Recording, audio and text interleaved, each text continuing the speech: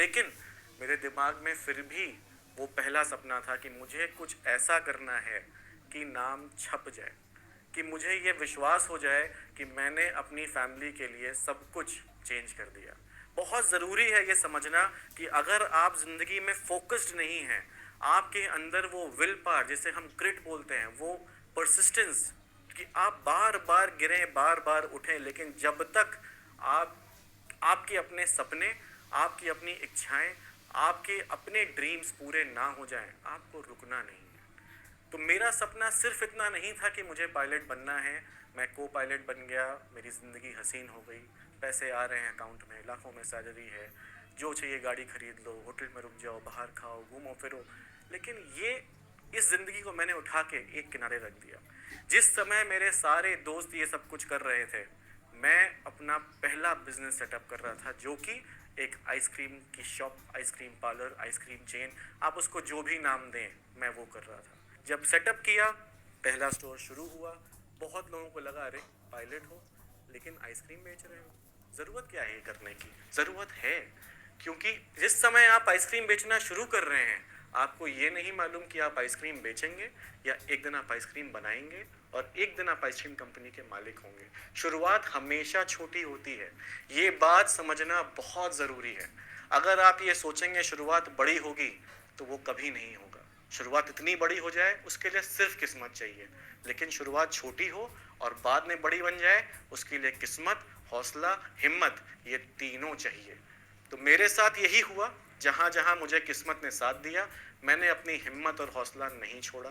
मुझे लगा आज मेरे पास पैसे हैं, इनको बेकार की चीज़ों में खर्च करने की बजाय अपना समय है, मेरे पास एनर्जी है, मैं यंग हूँ, इस चीज़ को कहीं और खर्च करने की बजाय मैं चैनलाइज करूँ उस चीज़ में जो मेरा ड्रीम है, एक ऐसी चीज़ बनाने की जिसको मैं याद कर सकूँ मैंने बनाया था इतने साल पहले। तो वो बिज़नेस सेटअप हुआ, मैंने उसकी शुरुआत करी, लेकिन उसने मुझे बहुत कुछ सिखाया। सिर्फ ये नहीं कि बिज़नेस कैसे करते हैं, लोगों से मिलना, गलतियाँ, फाइनेंस, ट्रेडिंग, लाइसेंसेस, जीएसटी, कितनी सारे पहलू थे एक बिज़नेस के जो मैं एक छोटी सी शॉप से सीखता गया। रेंट पे दुकान कैसे लेते हैं, ब्रोकर से कैसे बात करते हैं, ब्रोकरेज क्या होती है, टैक्स कैसे पे करना है, कैश पेमेंट क्या होती है, चेक पेमेंट क्या होती है, रिटर्न कैसे फाइल होता है। आज के इंडियन एजुकेशन में सबसे बड़ी प्रॉब्लम है, आपको पढ़ाई तो सिखाते हैं, आपको ये नहीं सिखाते हैं कि स्कूल से निकल के ज़िंदगी जीनी कैसे है। आप मुझे बताइए कि 1 से लेके 12वीं तक की क्लास में कौन सा ऐसा कोर्स है जो आपको ये सिखाता है कि अगर आपकी 12वीं के बाद 10,000 रुपये की तनख्वाह भी है, तो आपको इनकम टैक्स कैसे फाइल करना है? ये आपको कोई नहीं सिखाता। ये बहुत ज़रूरी है समझना कि ये हमारा काम है सीखना कि हमारे पास क्या स्किल है, हमारे पास क्या हुनर है और हम ज़िंदगी में क्या करेंगे। ये किसी और के हाथ में नहीं है।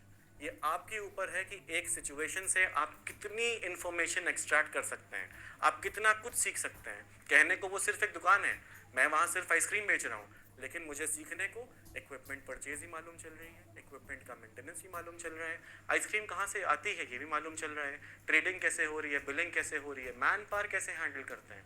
मैंने 2 लोगों को हायर किया, उनकी सैलरी पे करी, उनको कैसे रिटेन करना है।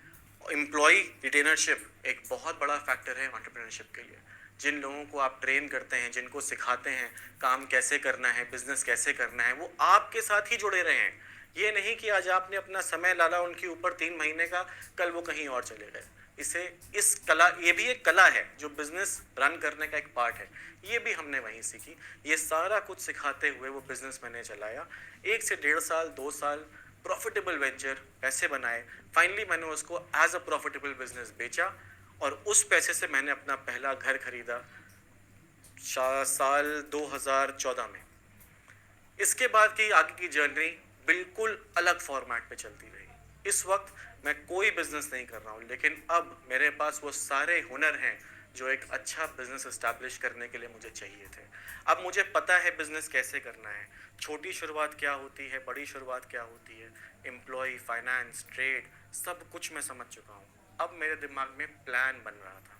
इस स्टेज पे मैंने अपने एक दोस्त को इन्वॉल्व किया जो मेरा स्कूल का बचपन का दोस्त था। हम दोनों ने बात करी, मैंने बोला कि मेरी जॉब ऐसी है कि मैं ज़िंदगी भर हवा में रहूँगा, मुझे एक साथ में साथी चाहिए जो मेरी मेरी तरह सोच रखता हो, मेरे जैसा सोचता हो और जो ग्राउंड पे रह सके। हम दोनों ने साथ मिलकर एक प्लान बनाया कि हम फूड इंडस्ट्री में कुछ करेंगे। और उसके साथ वाटर बर्गर की स्थापना हुई। तो जैसे कि अपने बिजनेस की मैंने शुरुआत करी, मेरे फादर ने हर जगह मेरा साथ दिया। जब मैं फ्लाइंग करने गया, मैंने बोला पैसा बहुत बड़ा है, अमाउंट बहुत बड़ा है, उन्होंने साथ दिया, जाओ फ्लाइंग करके आओ। जब मैं अपनी आइसक्रीम चेन बना रहा था, तब भी उन्होंने मेरा साथ दिया। ठीक है, बिजनेस करना चाहते हो कर लो, करना चाहिए, सपोर्ट किया। लेकिन जब तक मैं अपने पहले रेस्टोरेंट के मुकाम तक पहुंचा, अब मैं को पायलट नहीं था, अब मैं एक सीनियर कमांडर बन चुका था। ये फीतियाँ कंधे पे 3 नहीं थी, अब ये 4 हो चुकी थी। अब सिर्फ स्किल और हुनर के साथ साथ रुतबा जुड़ गया था, ग्लैमर जुड़ गया था। आप एक एयरलाइन में सीनियर कमांडर हैं। जब मैंने अपने फादर को बोला मैं एक बर्गर चेन खोलना चाहता हूँ और मैं एक रेस्टोरेंट खोल रहा हूँ, वो भी कन्विंस्ड नहीं थे। उन्होंने बोला ये लड़का जो सीनियर कमांडर बन गया है, अब ये बर्गर बेचेगा। लेकिन ये विजन समझना बहुत ज़रूरी है कि बर्गर बेचने वाला आज बर्गर बेच रहा है, लेकिन कल जब उसके पास 61 रेस्टोरेंट होंगे तो कोई उसे बर्गर बेचने वाला नहीं कहेगा, वो उसे एंटरप्रेन्योर कहेंगे। ये सोच और ये सपना रखना बहुत ज़रूरी है कि शुरुआत छोटी ही होती है, तभी वो बड़ी बन सकती है। अगर आप बड़ी शुरुआत ही कर लेंगे तो पहुंचेंगे कहाँ? आप तो पहले से ही बड़े हैं। तो छोटी शुरुआत करना बहुत ज़रूरी है ताकि आप ऊपर जा सकें, अपनी एक एक सीढ़ी देख सकें। 2016 में मैंने अपना पहला स्टोर खोला और जानने वाली बात यहाँ ये फिर से है कि उस स्टोर में मेरा पहला एम्प्लॉय वो था जो मेरे आइसक्रीम पार्लर में काम करता था। ये कहानी पूरी जुड़ी हुई है। अगर आप इस इत्तेफाक कहें, ये इत्तेफाक है, लेकिन मैं इसे इत्तेफाक नहीं कहता। मैं इसे ये कहता हूँ कि शायद अगर मैं आइसक्रीम पार्लर नहीं खोलता तो मैं आधी चीज़ें भूल चुका होता कि कैसे करनी है, और इन 4-5 सालों में वही कर रहा होता जो बाकी सारे लोग मेरे साथ के करते रहे। 2016 से लेकर हमने अपना पहला रेस्टोरेंट जब से सेटअप किया, हम वहाँ भी नहीं रुके। हमारे वहाँ भी सपने बड़े थे। सिर्फ एक सक्सेसफुल रेस्टोरेंट बनाना है जो पैसे बनाता हो नहीं, हमें नाम भी बनाना है। एक रेस्टोरेंट नहीं, आज है 61 रेस्टोरेंट। एक शॉप का टर्नओवर नहीं, आज पैंडेमिक में भी हम कर रहे हैं 14 करोड़ का टर्नओवर। पैंडेमिक से पहले हमने टर्नओवर किया है 40 करोड़ का। कंपनी की कैपेबिलिटी इतनी है। हम यहाँ तक कैसे पहुँचे? किस्मत पे नहीं। किस्मत आपकी किस्मत नहीं लिखती। किस्मत उन लोगों की होती है जिनके पास हौसला और जिनके पास हुनर होता है। हुनर यानी स्किल। स्किल अगर आपके पास नहीं है तो हौसला भी क्या कर पाएगा? तो हौसला रख के अपनी स्किल पॉलिश करना बहुत ज़रूरी है। ये जानना बहुत ज़रूरी है कि कैसे अपने स्किल्स को अपनी जॉब के बाहर, अपने रोज़मर्रा की ज़िंदगी के बाहर आप कैसे इस्तेमाल कर सकते हैं। हर स्किल का एक महत्व है। उस स्किल को आप इस्तेमाल कैसे करेंगे ये आप पे निर्भर करता है। ये सिखाने के लिए आपके पास कोई नहीं आएगा, ये आपको खुद करना पड़ेगा। अपनी स्किल का इस्तेमाल और अपनी स्किल का सही इस्तेमाल हौसले के साथ आपको वहाँ ले जाएगा जहाँ आप जाने का कभी सोच भी नहीं पाए होंगे। इसलिए हौसला कभी मत हारिए, लेकिन साथ साथ अपनी स्किल मत छोड़िए। स्किल आपको नहीं लगता आपके पास कोई स्पेशल स्किल है, कोर्स करिए, यूट्यूब वीडियोस देखिए, ऑनलाइन ढूंढिए, बहुत सारे तरीके हैं। स्किल पॉलिश करना आज की डेट में इंटरनेट के साथ बिल्कुल मुश्किल नहीं रह गया है।